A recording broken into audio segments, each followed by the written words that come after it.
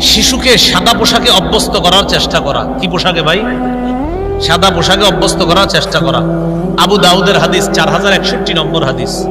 ক্বালা রাসূলুল্লাহ সাল্লাল্লাহু আলাইহি ওয়াসাল্লাম ইলবাসু মিন সিয়াবিকুমুল বায়াজ ওয়া কাফফিনু ফিহা মাউতাকুম। রাসূলুল্লাহ সাল্লাল্লাহু আলাইহি সাল্লাম বলেন, তোমরা পোশাকের মধ্যে সাদা পোশাক বেশি পরবা, আর যারা মারা যাবে তাদেরকে সাদা কাপড় দিয়ে কাফন দিবা। জীবিত তোমরা যারা, তোমরাও সাদা পোশাক পরবা, আর মৃতদেরকেও সাদা পোশাক পরায়া কবর দিবা। তাহলে সাদা পোশাকে অভ্যস্ত করার চেষ্টা করা। কেন? রাসূলুল্লাহ সাল্লাল্লাহু আলাইহি সাল্লাম বলেন, কেননা পোশাকের মধ্যে সবচেয়ে উত্তম পোশাক সাদা পোশাক। ফাইন্না খায়রাহা সিয়াবু, কেননা রাসূল সাল্লাল্লাহু আলাইহি সাল্লাম বলেন যে সবচাইতে সর্বোত্তম পোশাক হলো সাদা পোশাক।